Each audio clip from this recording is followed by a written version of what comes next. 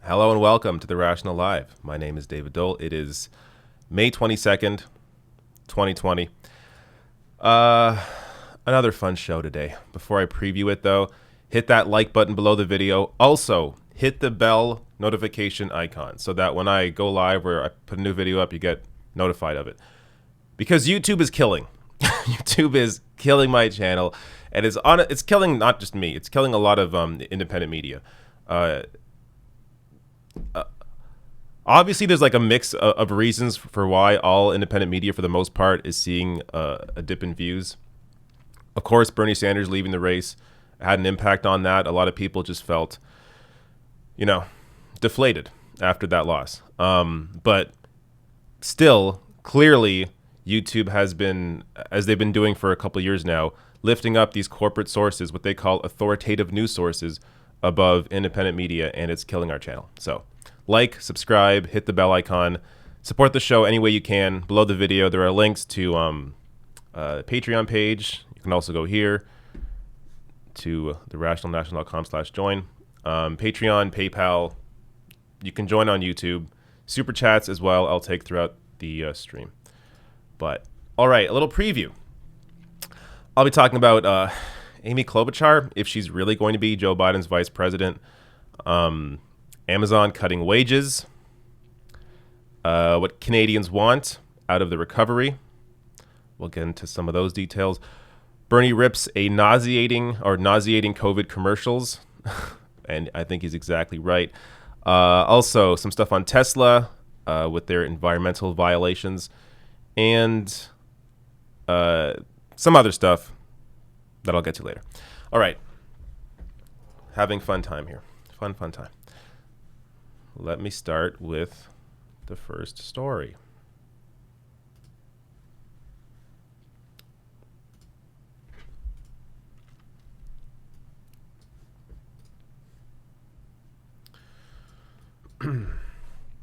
So, is Joe Biden really going to be picking Amy Klobuchar as his vice president? This story blew the hell up online yesterday. And it seemed to me anyways that a lot of people took it for granted that this single tweet meant that Amy Klobuchar is going to be Joe Biden's vice president. I don't think that's what it means. It could indicate that they are testing the waters on Amy Klobuchar, but I don't think it actually means that Amy Klobuchar is going to be the vice president. But let me show you what I'm talking about here. So this tweet went out yesterday from Bo Erickson at CBS. Senator Amy Klobuchar has officially been asked by Joe Biden to undergo vetting to be considered for his VP.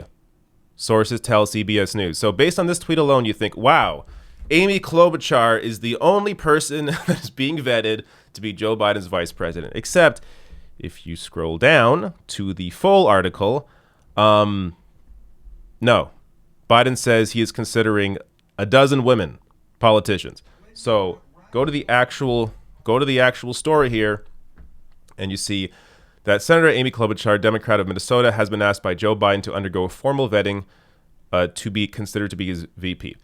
One of several potential contenders now being scrutinized by his aides ahead of a final decision, according to people familiar with the moves. So if you go on to read this article, they expect all this vetting to be done by July. So it sounds like Joe Biden will have a formal pick, I guess, maybe in July or by July. But he hasn't picked anybody yet. And if he has, or if he's leaning towards somebody, they're still vetting all these people. So sure, there may be a reason that Amy Klobuchar was leaked specifically about being vetted, but it may simply be because they want to lower the bar so low that if anybody else is picked, it seems like a better choice than Amy Klobuchar. I mean, if that was their strategy, it's pretty smart. But you could also say maybe they leaked her name specifically because they want to test the waters and see how people feel about Amy Klobuchar before going ahead and picking her. But I got to say, after the pushback that Joe Biden got for his interview with Charlemagne that I covered today, go watch that video after this live stream, where Joe Biden says, quote, "If you got a problem figuring out whether you're for me or for Trump, then you ain't black." I got to imagine the Biden campaign is feeling the pressure to pick somebody that is black for his VP. So maybe he'll lean more towards, Stacey Abrams or Kamala Harris. I don't know. But I don't think people need to get all crazy about this one tweet that makes it seem like Amy Klobuchar is going to be VP. But I have to say, I did enjoy the freak out. If you're on Twitter, if you watched this all unfold yesterday, it was quite entertaining. But it doesn't necessarily mean that Amy Klobuchar is going to be the vice president.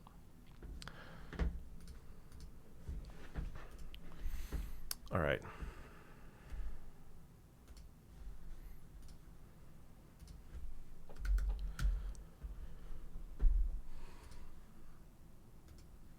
Just opening up my chats. I don't know why I always do this when I'm live. I should probably do it ahead of time, but a lot to think about. All right. Oh, already a super chat here from Celeste saying, "Since you're Canadian, do you speak French?" No, I do not. I do not speak French. Though as a Canadian, I did take, 5 or 6 years of French in school. But it's a class. You're not immersed in French unless you go into French immersion. So it's really hard to pick up a language if you're just taking a class on it as a youngster. So no, I do not know French. But I guess it would be a good skill to have. All right. Next story that I am going to quickly prep here behind the scenes, as I am the producer and the researcher and the host and the social media guy.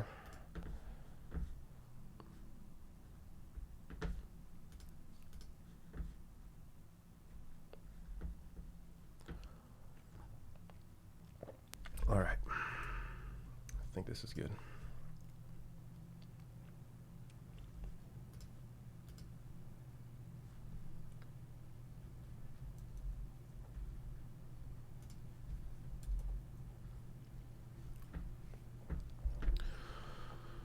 All right.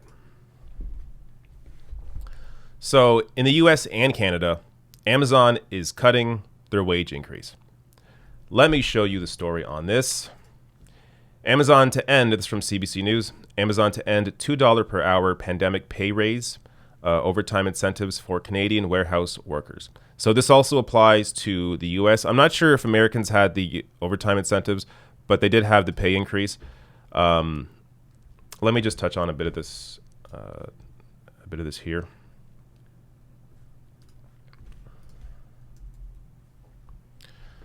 So, company spokesperson Kelly Cheeseman confirmed Saturday that the online retail giant will stop paying employees an extra $2 per hour and double overtime incentives they had been receiving since the COVID-19 pandemic began.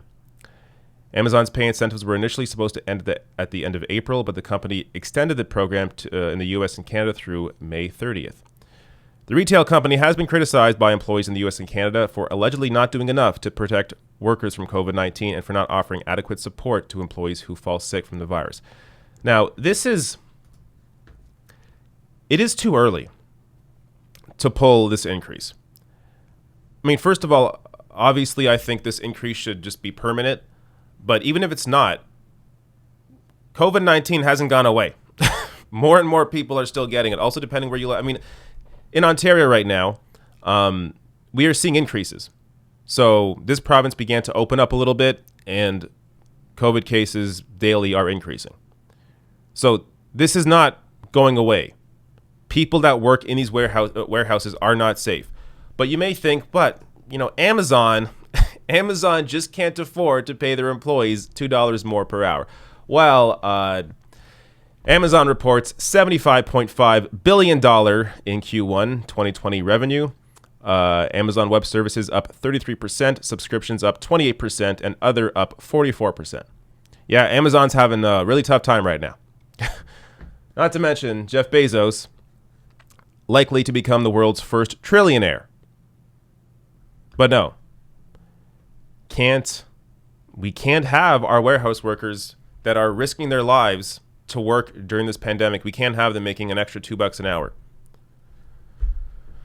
I just don't get how people just accept this. And I think a lot of workers don't.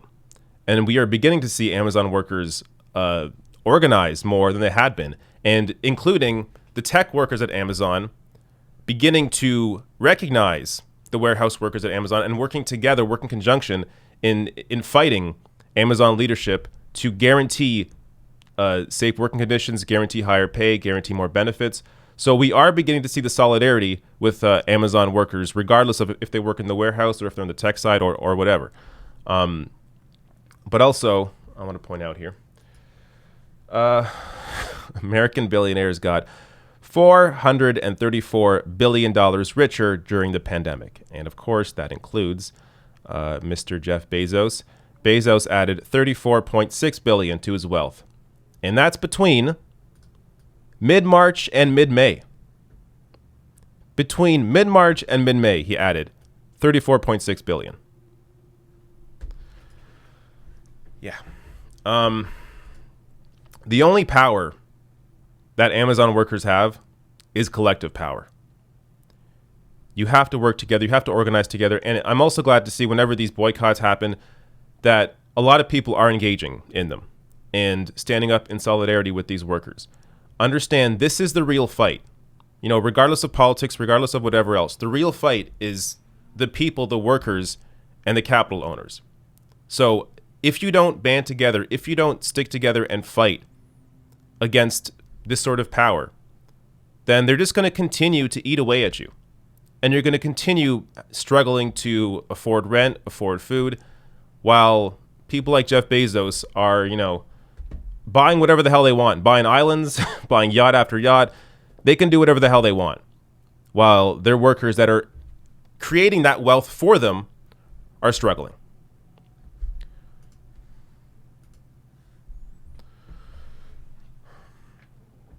I just saw a super chat pop up. Leslie Wheeler, my husband had the $2 pay raise.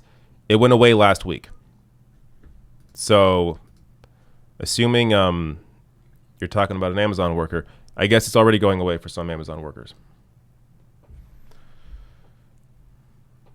All right.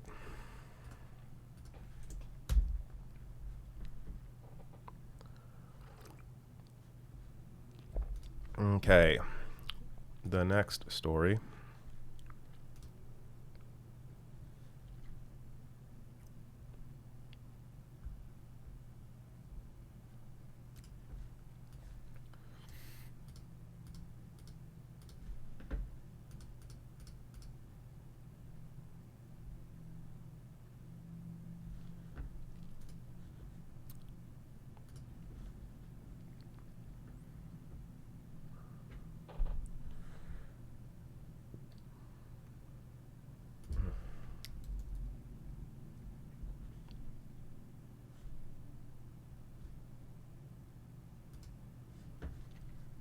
Just give me a minute here.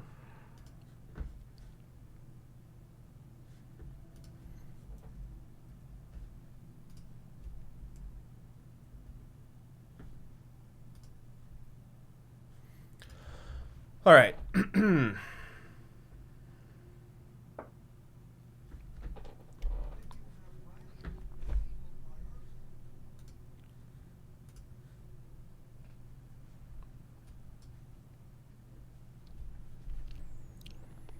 So, new Abacus data looks into what kind of recovery Canadians want coming out of this pandemic. And looking at all the data, most Canadians, the vast majority of Canadians, want this recovery to be progressive, regardless of whatever party they belong to.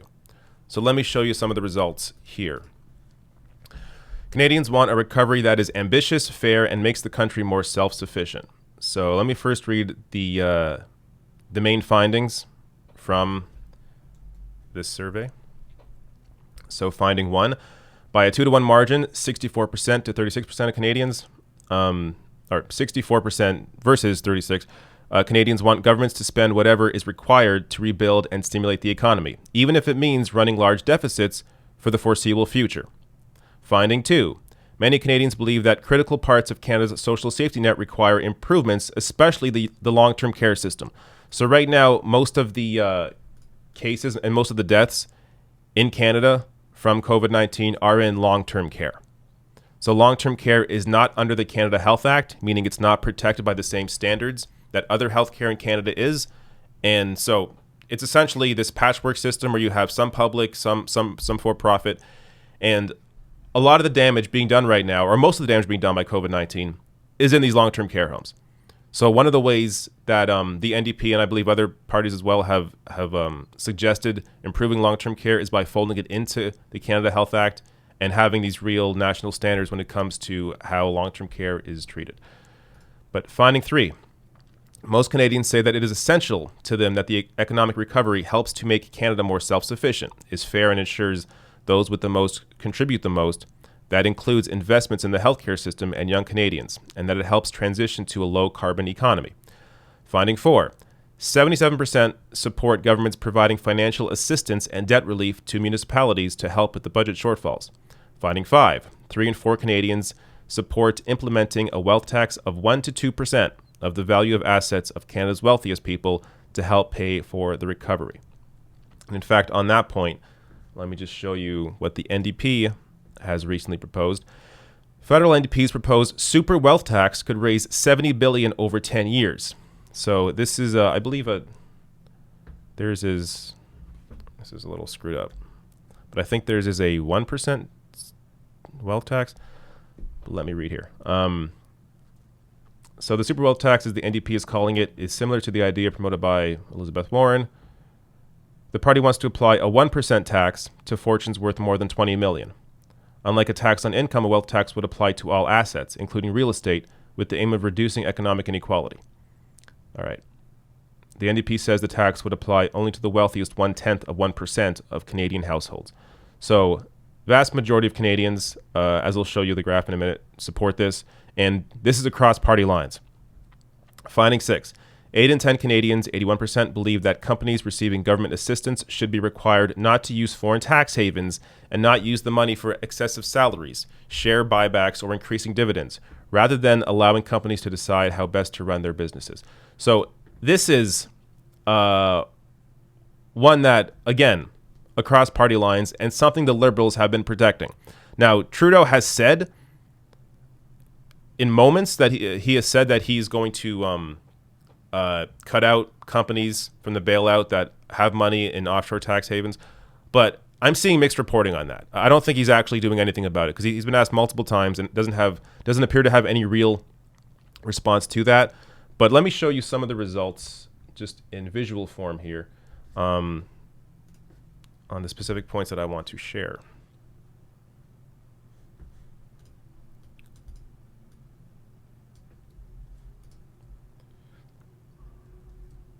All right. So on the Canadians, by a 2-to-1 margin, want governments to spend whatever is necessary rather than control the deficit. So this is, I mean, clear as day here. I know it's kind of hard to see from from maybe your angle, but the vast majority of Canadians don't care about spending. They want the government to spend to get out of this and help Canadians recover.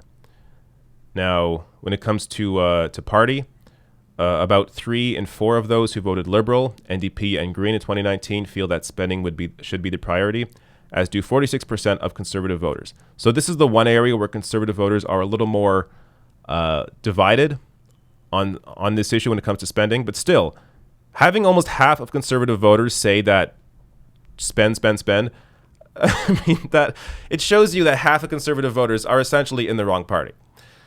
The other piece I wanted to share here.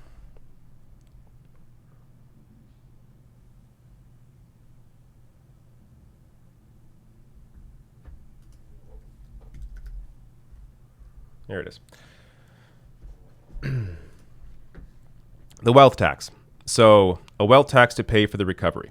So you see here, total support, 75%, total opposed, 13%, measly 13%. Now, again, looking at the divide, we could look at the divide across province here.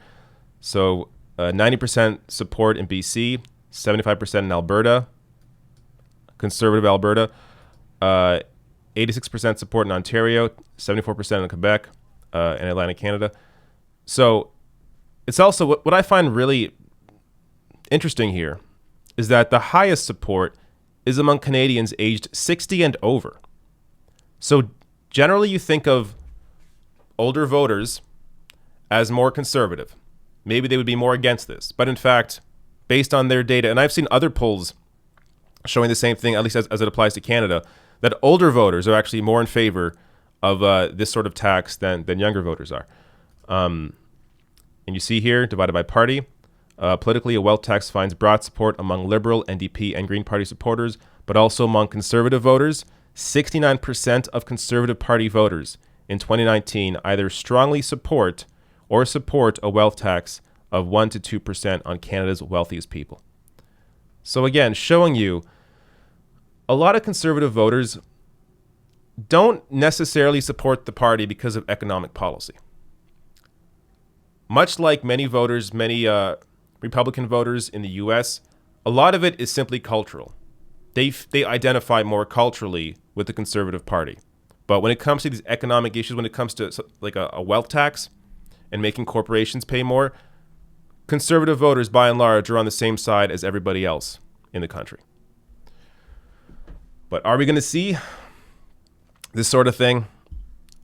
Unlikely from the Liberal Party. You're going to have to, I mean, despite the fact that there is this kind of support for these sorts of policies, the Liberal Party, a more neoliberal party, a party about deregulation, privatization, protecting corporate interests, corporate profits, they're not going to institute this sort of thing. It's always going to be a push from the left, from the NDP, if the Liberals ever at all even consider it. But still, seems incredibly unlikely because of the interest that the Liberal Party represent. And the NDP, I mean, this is why, and to be fair, not just the NDP, the Green Party as well, but this is why you have to really, when it comes to voting and supporting parties, just dive into historically what these parties have done. The Liberals and the Conservatives historically have been on the side of the wealthy, of corporations, compared to the NDP and the Greens that have been largely on the side of workers, of unions, of people in general. So so many people vote against their own interests, and it's frustrating. It's hard to really get around it because our media doesn't really dive into these differences. I don't know. It's sad to see so many voters vote against their own interest, and I hope people really begin to look at these issues, look at these economic issues a little more closely than maybe they were before since this pandemic. I think it's really going to open people up a little more to these sorts of ideas, understanding how important these essential workers are, that people that work, in grocery stores need a pay raise, people that work in, Amazon warehouses need a pay raise. You really have to center the interests of workers at large and people that have been largely ignored by all of us, but now have been centered during this crisis as we see how important their roles are.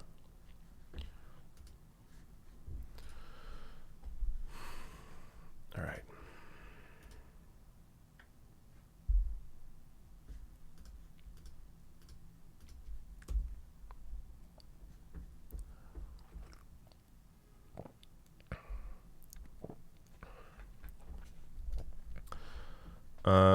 Leslie Wheeler follows up after saying her husband had a $2 pay raise that went away, saying that he works at a Rite Aid in the USA. All right. Pertheran says Mansa Musa from Mali is the richest person ever lived on the planet. Just FYI. All right. I don't know anything about that. Ryan S., thank you for your super chat. All right.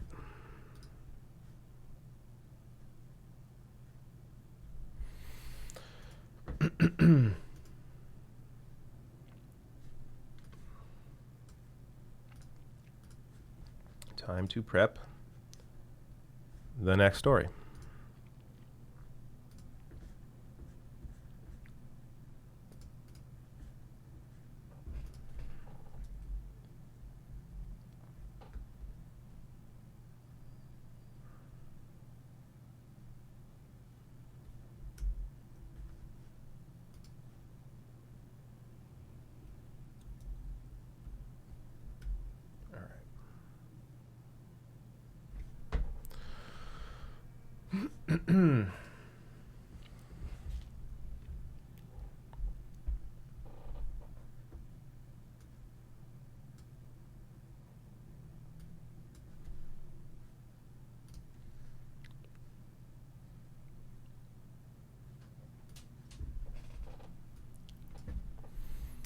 So I'm sure you've all seen these commercials from all these different companies where it starts off with this very sad music, and they talk about how, we've been there for you for, 100 years, and we're helping you during these uncertain times, and we just want to thank our heroes for keeping us all in this. Now, these commercials are purely about marketing, purely about capitalizing on this pandemic to make it seem like, oh, this company really cares about us people, about how we're doing. When in reality, if you actually look into what these companies have done, they're not raising the wages of their employees. Instead of putting their marketing money into maybe raising wages, they're putting their marketing money into raising their own brand.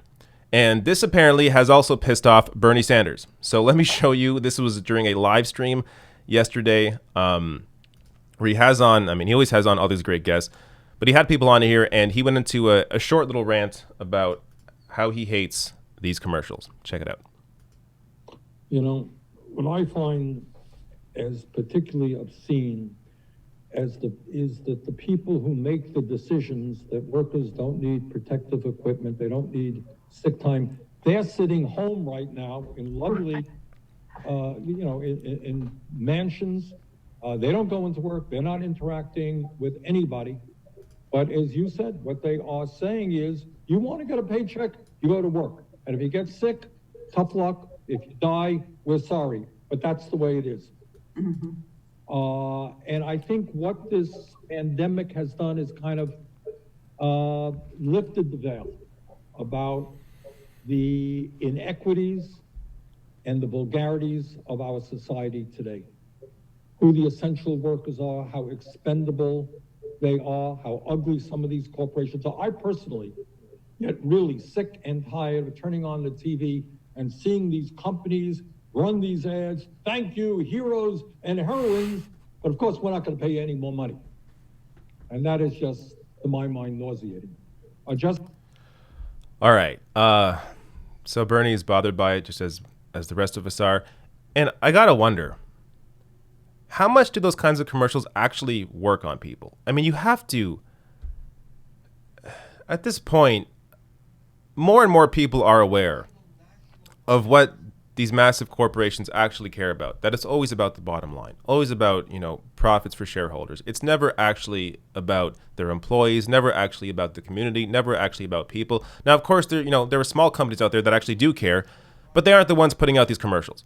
Now, let me show you just, one example of a massive company that does not care.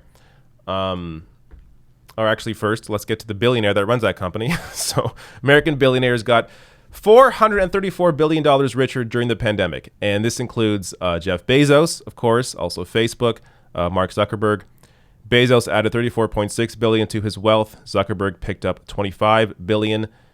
These are the people that are right now living large, making lots of money off this pandemic while, putting out commercials about how we really care about the heroes. And of course, it relates to another story I covered during this live stream. Amazon will drop its $2 pay raise for warehouse staff after May, and workers say it's too soon. Yeah, so this is how they actually feel about the heroes. Cutting wages. Even though Amazon right now doing pretty well during this pandemic. One of the few massive companies that are able to still, see the revenue increase because of, obviously, people buying things online. So all this empty BS about caring about the heroes, these commercials that make you, that try to make you feel good for whatever reason. But when it comes down to it, these massive companies, all they care about is the bottom line, and they don't care about the heroes that they employ.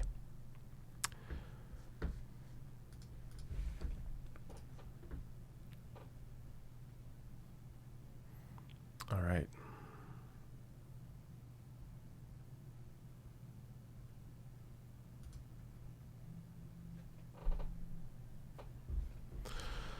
All right. Got a Tesla story coming up. Elon Musk. Man, he's quite a guy. Let me get some super chats here first. I'm losing my voice. All right. Manitalk says Democratic post-traumatic syndrome delusional disorder. Okay. Also known as DPTSD. I don't think anyone's ever going to use that term ever again. Is what we're all suffering from again. All right. Los Nino says, what do you think about Doug handling of the pandemic? You're from Halifax. What do I think about Doug Ford handling the pandemic? He's handling it. I guess he's handling it as best as you would expect a conservative to handle the pandemic. But really, it comes down to the liberals. I mean, when it comes to Doug Ford, clearly they opened up the province too early. I don't want to get into a whole, just Ontario discussion here, but it was obvious from the start. If you open up the province when there are still new cases every single day in the 300s, that all it's going to do is encourage people to go out more, especially with the weather being so nice, and more people get it. And that's what's happened. So since opening the province and since alluding to the idea that we can open the province and giving people the impression that it's safe to go out, more people have gone out and the numbers have gone up. I mean, the real way to combat this would be to keep people in as much as possible until you're really at 0 cases a day for, at least a few days. But yeah, we're going to see a second wave most likely, as I think most places will. But, you look at British Columbia right now, they're down to what, like 7 cases a day on average, something like that. It's just, I don't really care for Doug Ford. I mean, not to mention long-term care homes and all that. Just, whatever. Manitalk again says, Bernie is no longer significant, influential, or relevant. Again, we want Jesse.us. Is that Jesse Ventura? Is Jesse going to run? Because it sounds like he's not going to run. I mean, this is the thing with third parties. If you actually want to win as an independent, you need a name. You need a celebrity on that ticket. So Jesse Ventura, I think, would have the ability to attract a lot of people, attract people from that, may view themselves as more libertarian, but also attract progressive voters. But would he win? No. the culture of the U.S. and when it comes to voting, it's all around the two-party system, and you don't just change that in 6 months. That takes a real like long-term project, and you have to build from the ground up. You have to build interest in whatever party that is, locally at the state level. Maybe have some representatives from that party. Say it's the Green Party. Have some reps from that party in Congress. Like this stuff doesn't happen overnight. You don't just flip a switch and all of a sudden people are like, yeah, I'm going to vote third party. In fact, I would say this is one election where people definitely are not going to vote for third party. And I'm not saying for, my viewership, but I'm saying in general, because many voters want Trump out. So they're going to vote against Donald Trump. They're not necessarily voting for Joe Biden, but they want to vote against Donald Trump. So I mean, even with all of Biden's missteps, all the BS that's going on with him, I think there's still a good chance he's going to win. And it's not because of him, but it's because people are anti-Trump. And a lot of voters that didn't vote in 2016, that are older voters, are going to come out in 2020 to vote against Trump. And really, I mean, Biden doesn't need to do too much. And he can keep screwing up, and it's not really going to matter if people hate Trump enough. But that's if people hate Trump enough. Betting on that alone, I think, is stupid. Because you could have a candidate that is actually trying to appeal to voters, to get them excited out to vote, to appeal to voters under 45 that don't normally vote, that, 40% that doesn't normally vote in the country, those disillusioned voters. You need to be able to appeal to them generally when it comes to most elections. But this election is very much about Trump or no Trump. So this is one case where even if enthusiasm is so low, and it's very low right now, the enthusiasm for Joe Biden among Democratic voters is even lower for him than Hillary Clinton's lowest point in 2016. But this is a rare case where I don't think that ultimately is going to matter, because a lot of voters are simply voting to vote against Donald Trump. But we will see. We will see. All right, where was I?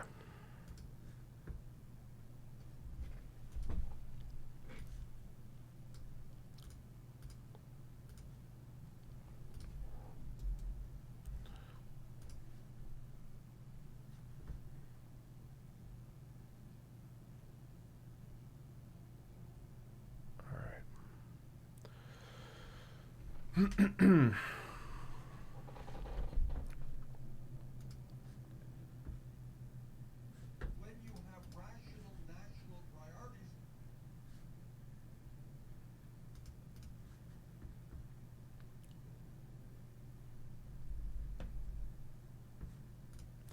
All right. Sorry for that. Got to prep a story.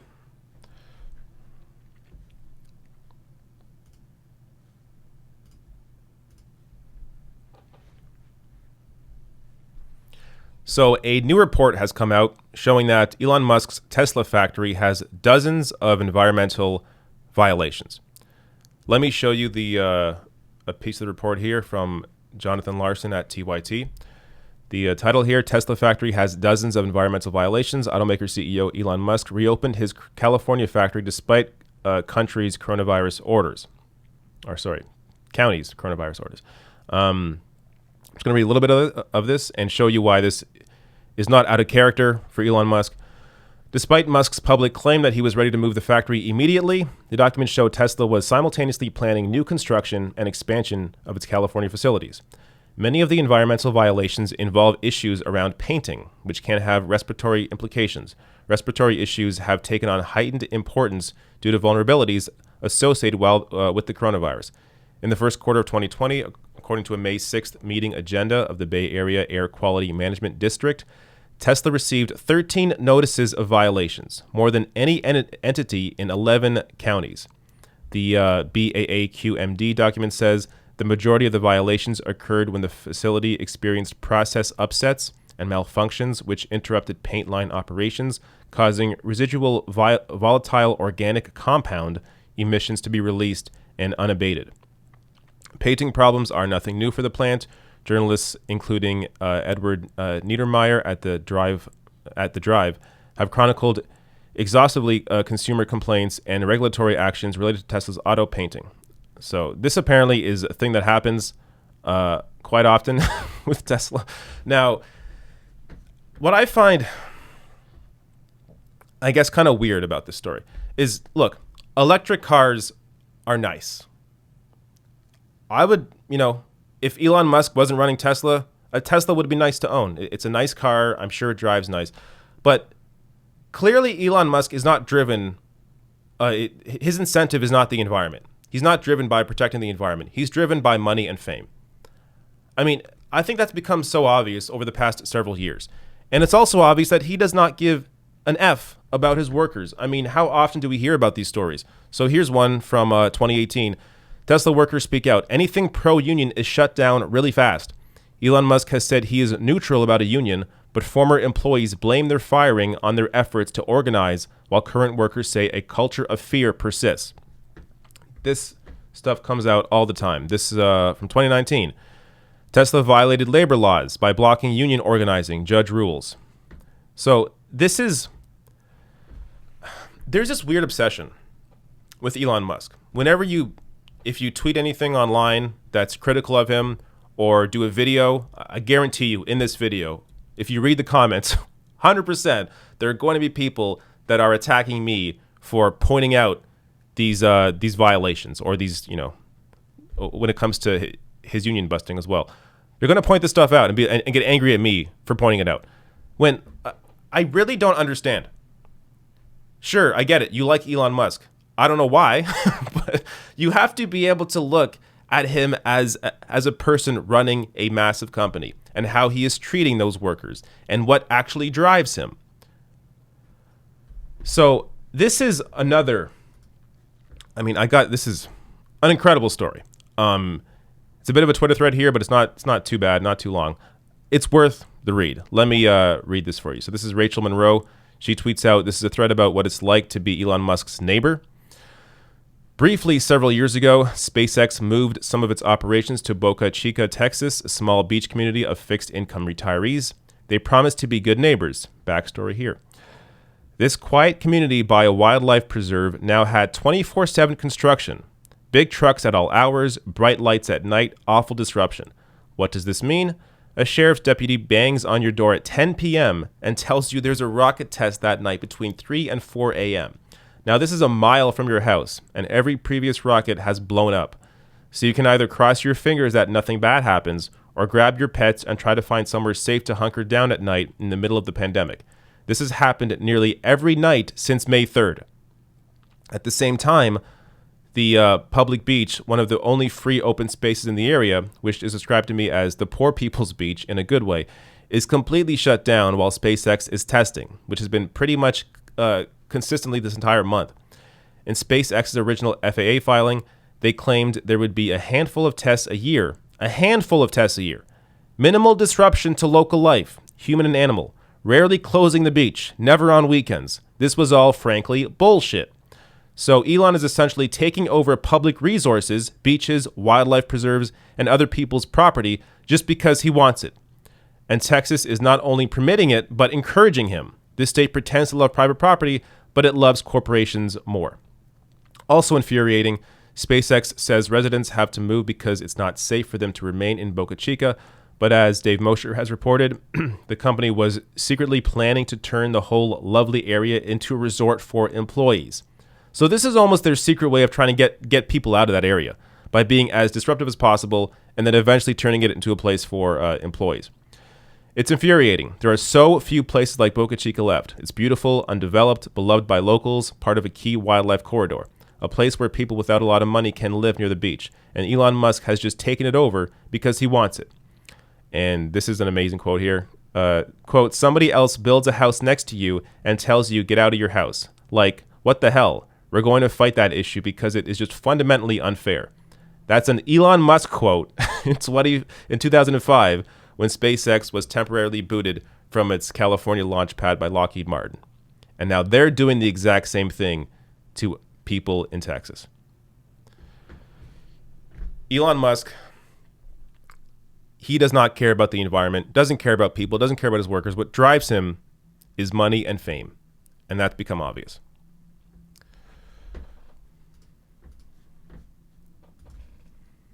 The air is so dry in my apartment. Jesus Christ. My God. You should see, like, my skin gets dry, my throat's dry. I mean, it's really an Ontario problem, but I feel like this is the driest place I've ever lived in my life. It's really quite crazy. So yeah. Whenever I do a live stream, I feel like my throat just goes. All right. Where was I here?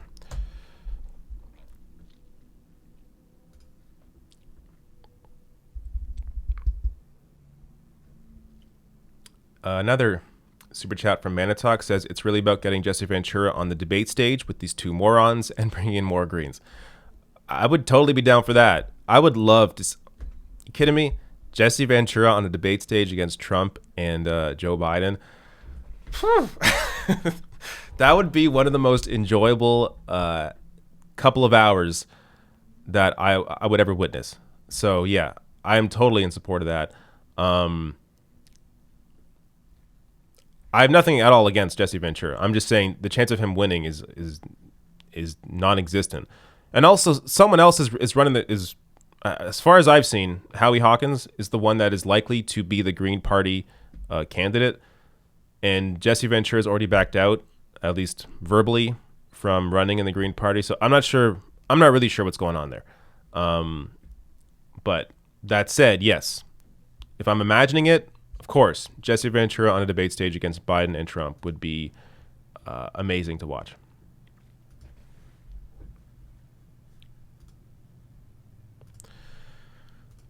Where was I here? All right. Another story here that I did not preview, but it's pretty crazy.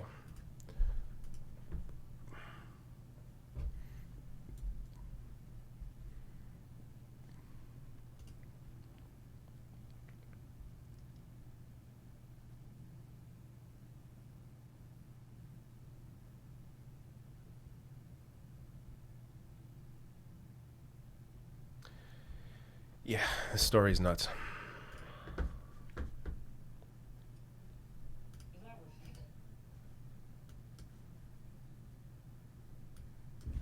All right.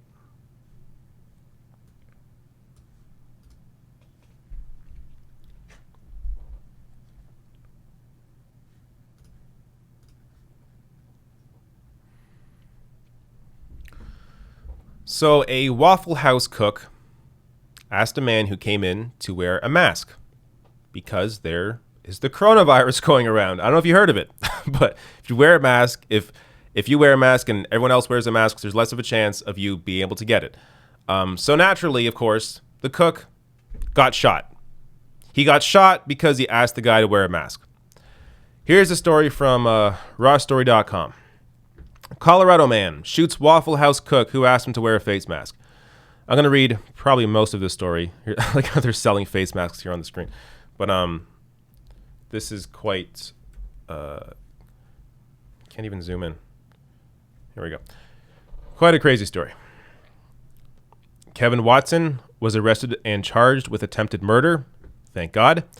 After the violent dispute last Thursday at the Aurora Eatery, where employees told police a waitress had asked the man to wear a mask to place a carry-out order. The 27-year-old Watson allegedly returned with a mask, which he was still not wearing, and placed a small gun on the counter after he was asked again to wear the face covering. "I could blow your brains out," he told a cook, according to witnesses. Witnesses said Watson returned the following night just after midnight, and the same cook said he would not serve the man, who then slapped the cook across the face. The cook then ran toward the back of the restaurant, and Watson allegedly shot him in the chest or abdomen outside the Waffle House. The cook was taken to hospital and then released later Friday afternoon. Thank God he's okay. The city of Aurora does not have a mandate requiring masks in public settings. I don't know why this even matters. Yeah, the guy was shot. But they are required in other Denver suburbs and are recommended by county health officials. So these are the same people that always cry about, oh, the liberals are so sensitive. the libs are so sensitive. And here, this guy is asked to wear a mask, and he shoots, first slaps the guy, and then shoots him for being asked to wear a mask. This is not, by the way, isolated. This kind of BS happens all the time. In fact, I saw this. Maybe the shooting aspect doesn't, but the other part of the insanity happens all the time. This compilation was put together by Colombian Prince here, Russo Hernandez, on Twitter. You got to watch this. It's crazy. Now we'll go small while it's happening, or out of here maybe.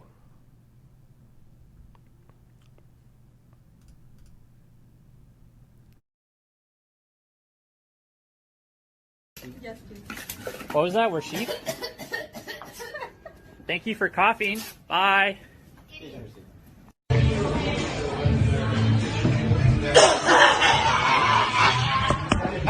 Hey!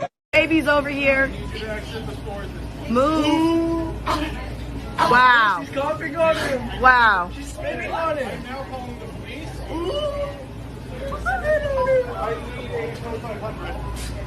Oh, she's spitting. I got it. All we need is your name. That's all we need. Happy Hill. Happy Hill. You will get your money back. When? Remember the baby stuff. You ain't coming in though. I know that much. No, we gotta go. You get your motherfucking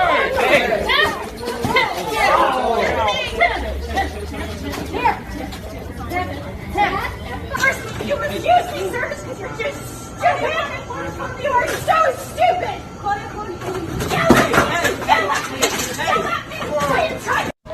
I just put you on my 3,000 follower Instagram feed, mostly locals. Hi everyone.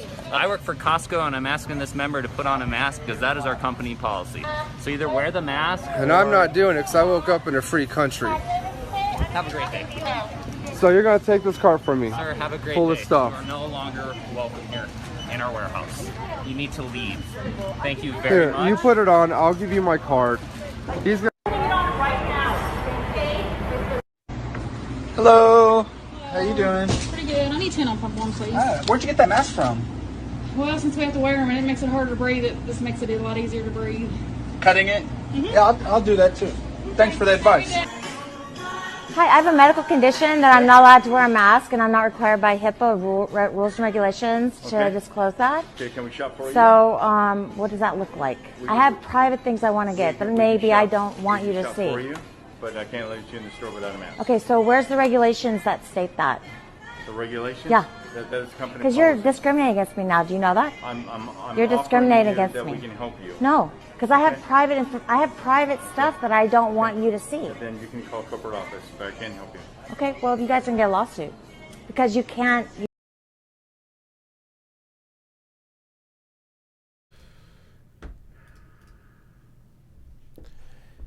Yeah.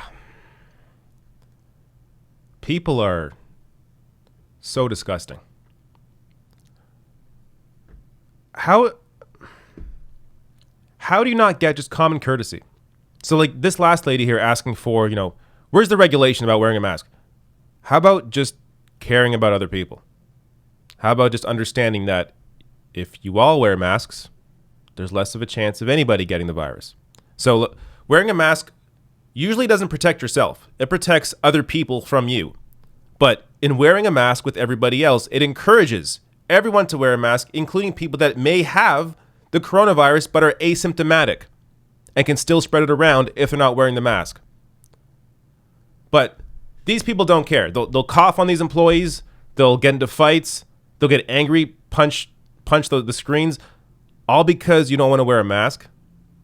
How much of a snowflake loser do you have to be? I'm really trying not to swear here. Really trying not to swear. But how much of a loser do you have to be? How sensitive do you have to be to not just think, hey, maybe I can just wear a mask because it's not a big effing deal? Every single person, or not even just in this video, but all these employees that are working right now that are customer-facing employees, every single person should be making 10 times what they're making, having to deal with assholes like this. It's unbelievable.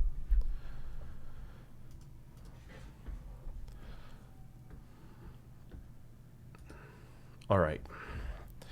Cannot fucking believe Great, I just swore. I should have just sworn in the fucking video.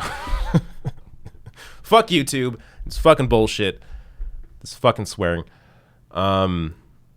It's crazy. It's crazy how little people care. I mean, it really is disgusting. I guess, you know, the one thing I take from that is hopefully that happens less in Canada. But even then, you know, we're no perfect country.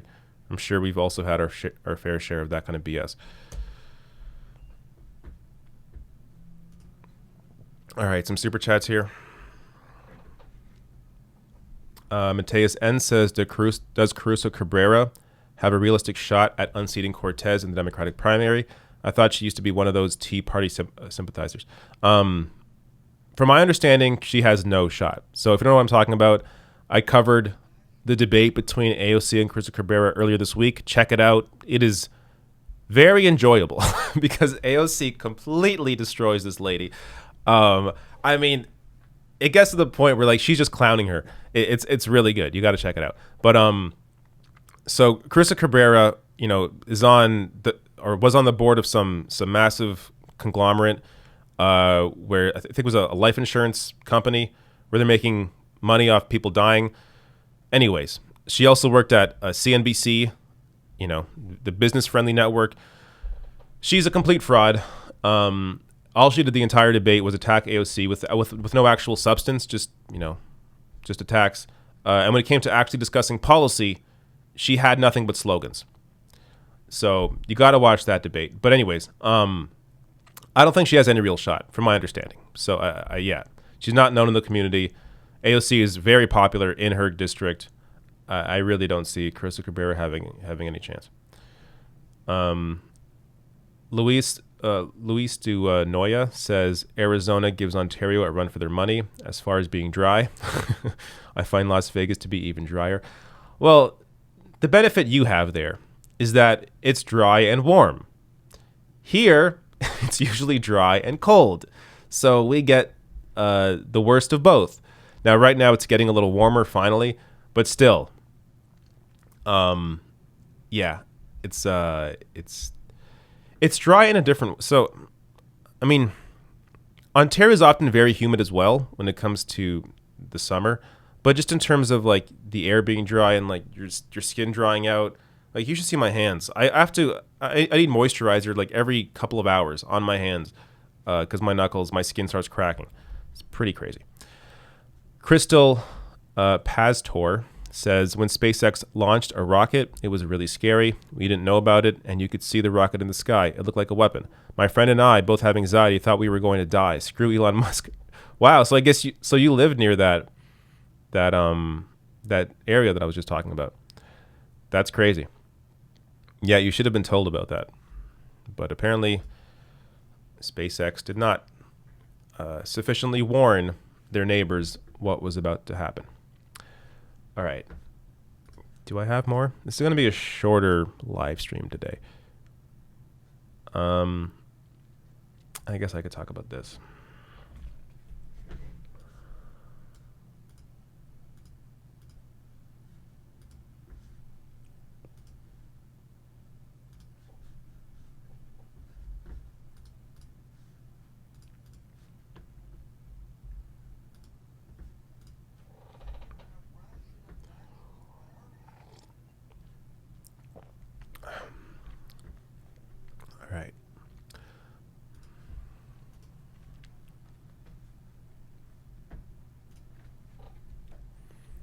So for a while now, I've been talking about how the election in November is going to be a toss-up.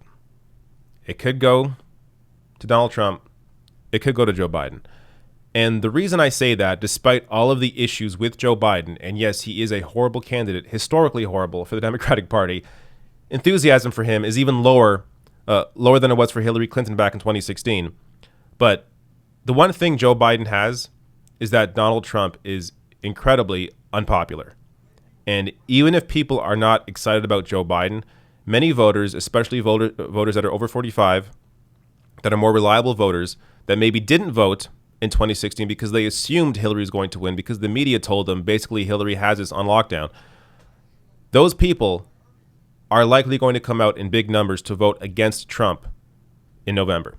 And we're seeing polling now that may indicate that fact. So there's a few polls here I want to show you. This first one, Quinnipiac National Poll, Biden 50%, Donald Trump at 39%. Now again, national polls aren't the best at predicting what's going to happen because obviously swing states really matter.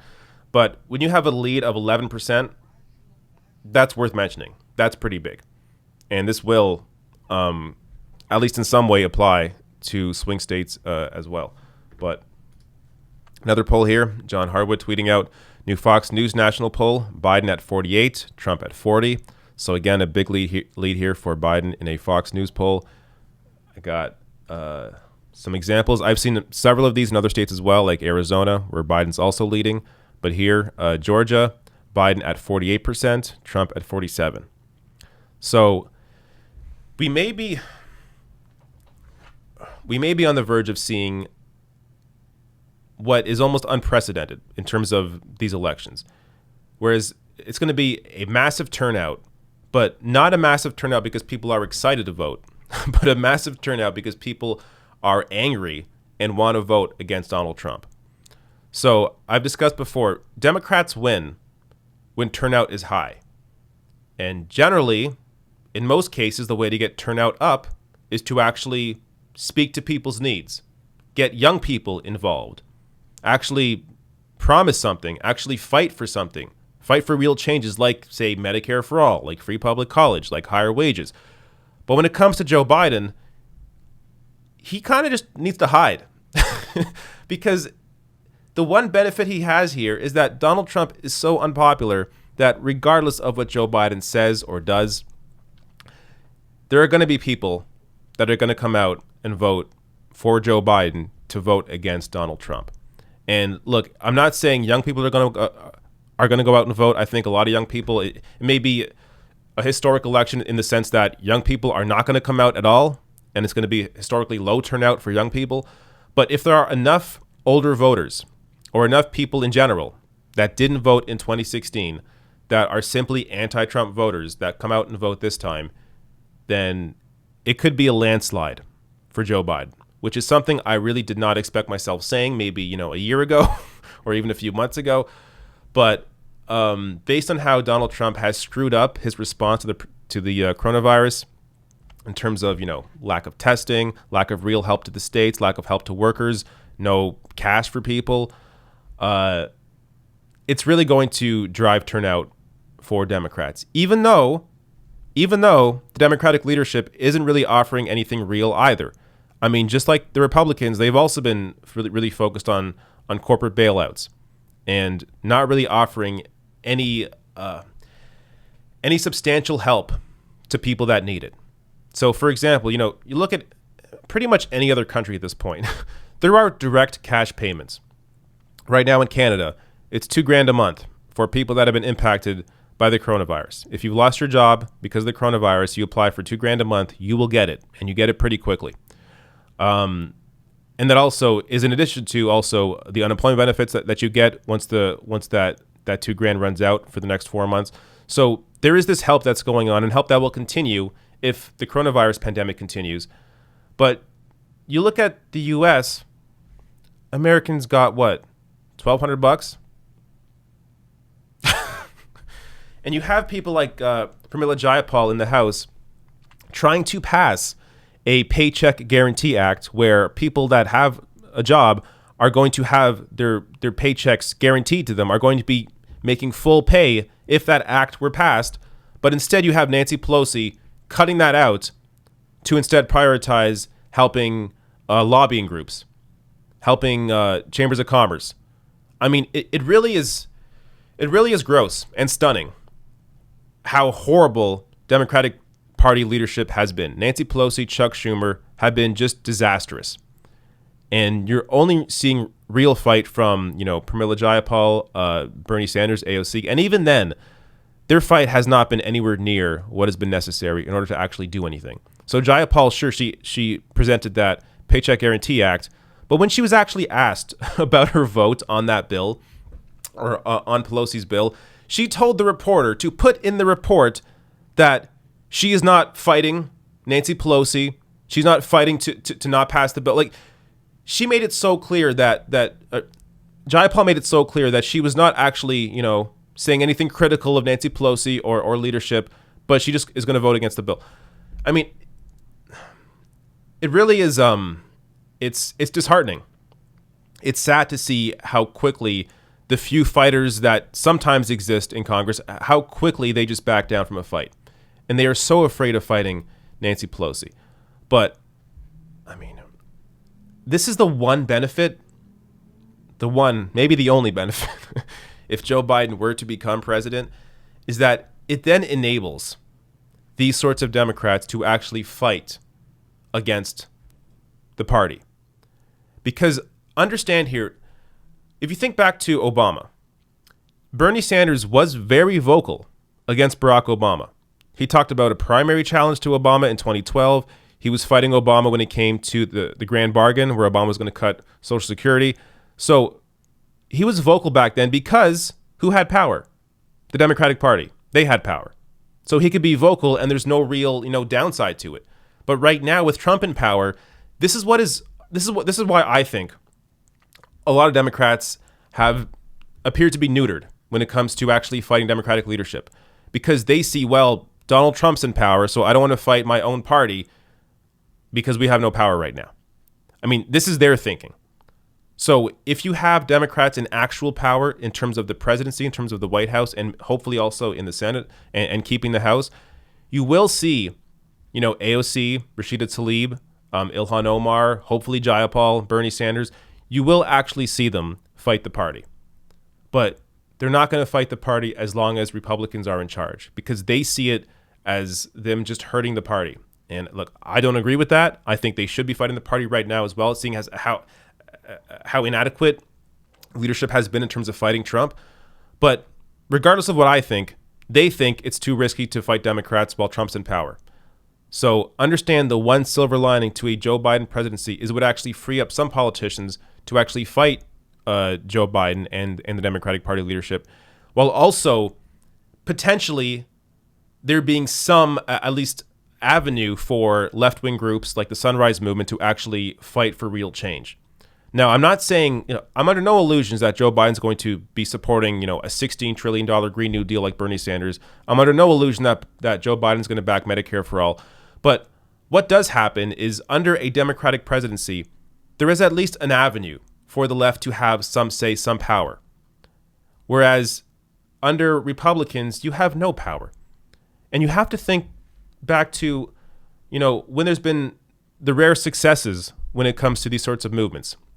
Civil rights was not under a Republican, it was under Democrats. Gay rights, not under Republicans, under Democrats. So yes, you can say, well, none of these things went far enough and they weren't economic policy. Yeah, I get it. But still understand that the left at least has the potential to have some kind of impact under even the shittiest Democratic president in a Joe Biden than they do under Donald Trump.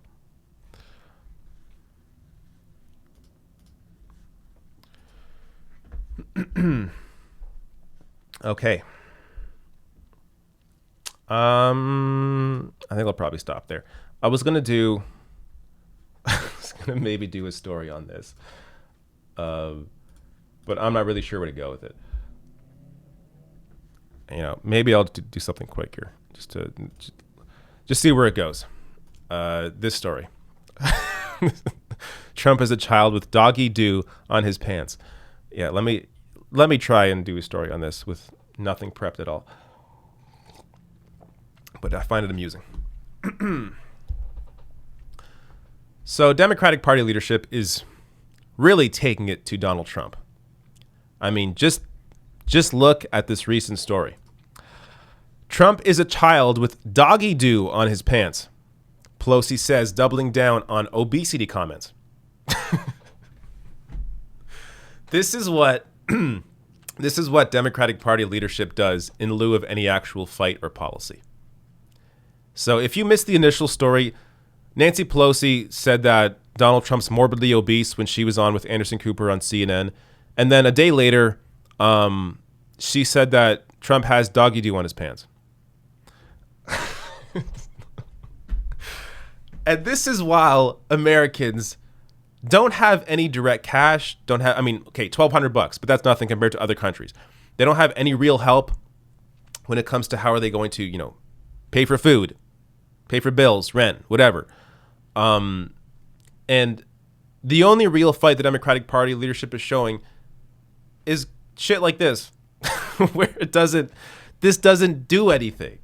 This doesn't do anything. And the only people that love this BS are people that are already well off.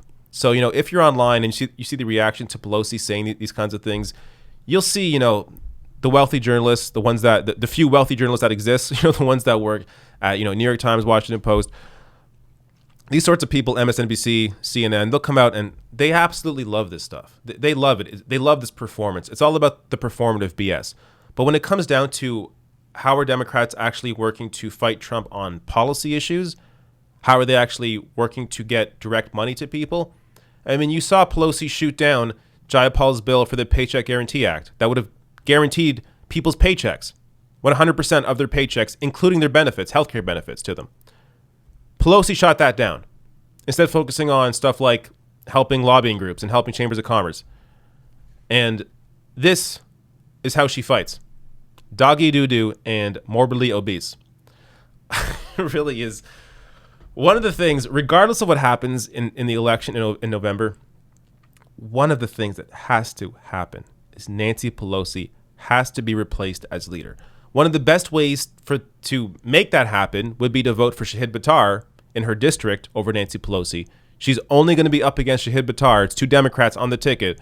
There's absolutely no reason for anybody in Pelosi's district to vote for her over Shahid Buttar. My God, if you're in her district, if you happen to be one of those wealthy people in San Francisco, make sure you vote for Shahid Buttar over Nancy Pelosi. But if that doesn't happen, regardless, Pelosi has to be out as leader. The Democratic leadership has just been completely abysmal in their response to Trump during this pandemic. While Trump's response has been garbage. And you are barely seeing Democrats actually fight him where it matters and promising real changes, real benefits to people. This is all they can offer. Doggy do. All right. There you go. I did a story on something I didn't prepare at all for. All right. My throat is so dry. All right. Are there any super chats left?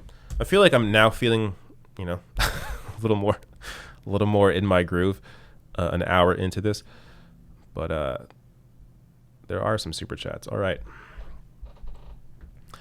Samantha Sider says, Costco Kevin went on Majority Report today. It was one of the funniest interviews I have ever seen. You should check it out if you need a good laugh. Okay. I don't know who Costco Kevin is. Should I know who that is? But there you go. Check that out. Crystal Pastor. I always don't know your last name. Sorry. Says different area, Coachella Valley. All right. So the SpaceX launch that she was talking about earlier was in Coachella. 123 Rock fan says Musk is helping crews make a movie in space. I saw a headline about Tom Cruise being in space for a movie. Whatever. Tom Cruise is a good actor, so I got nothing against him. Joe Krockenberg says, did you see Mark Cuban's interview with Hannity? I did not. I really wonder how that would go. Because Mark Cuban, I think, he's been critical, hasn't he, of Trump during this whole thing? In fact, I think I've even seen him say some pro-labor stuff, unless I'm thinking about somebody else. But I will check that out. That sounds very interesting. All right. I think I'm done here, guys. I think I'm done. I'm gonna say this live because I want to commit to it. I'm going to start a Twitch show that is going to be consistent. It's likely going to be in the morning, likely 9 a.m. I know early, but hour long, 9 to 10, when I'm kind of just getting up, checking the news, seeing what's going on, seeing what's happening, talking with the chat. It's going to be I'm going to be very engaged in the chat, what's going on with people and what they're saying. But I'm saying this now during a live stream because I want to commit to it. And I am notoriously the worst person when it comes to committing to anything. But I will commit to this because I'm saying it live on air. And also because I really enjoy Twitch. The problem is because my life has been YouTube, it's been really hard for me to find just the time, the energy to go on Twitch after I do a bunch of YouTube videos. But I'm going to commit to this. I want to start doing a Twitch live show in the mornings, and it's going to be fun. And maybe sometimes I'll even play a game in the morning, though. I think people would actually just prefer me to read the news. But we will see. All right. One more super chat. All right. Remember, this is about a minute delay. So if you get one in late, I apologize. I don't want to miss you. So get yours in now as I reply to this super chat. Super Plantona Man. I'm never going to get that. Says Tara Reade's lawyer has dropped her and her credibility has been questioned. Maybe this story will not hurt Biden after all. So I have not read enough into this. My understanding, based on Tara Reade's lawyer that actually responded to this, said he did not, or he or she, I'm not sure who the lawyer is, did not drop the case because Tara Reade's not credible. So I think their word is like, I didn't drop the case because of credibility or whatever. So I don't know. But to be fair, I haven't read the story. I've just seen headlines. I've been busy prepping other stories. So I'll have to read more into it. But there is enough credible evidence to show something happened with Joe Biden and Tara Reade. Tara Reade's mom calling into CNN in, 94, into Larry King's show, talking about something happened with my daughter in a high-profile senator's office. The neighbor, Tara Reade's neighbor from back in the 90s, that is a Joe Biden supporting neighbor. This neighbor says she will vote for Joe Biden still. But this neighbor said that, yes, Tara Reade told me about that sexual assault story back in the 90s. So that's pretty big evidence there. There's more. The I forget what it was, but during her divorce, I believe with her ex-husband, also I believe back in the 90s, there's a piece of paper talking about him knowing about an incident in Joe Biden's office. So look, there's enough there. Just looking at her lawyer dropping the case doesn't mean anything. Especially when the lawyer says it's not because of credibility. But there you go. All right. I'm gonna get out of here. Oh, last super chat just in time. This came in late, or maybe this is Krockenberg. Oh, here we go. Sorry, it's your second super chat. Joe Krockenberg says, Mark Cuban says he is voting for Biden. All right. I will check out that interview. All right. Thank you all for coming. It's been a fun time. Subscribe on Twitch. Below the video is the Twitch link, twitch.tv/TheRationalNational. Also hit the like button, hit subscribe, and hit the bell notification icon because YouTube is killing our channels, and I need people to know when I go live and put videos up. All right. Thank you so much for coming, and see you next week.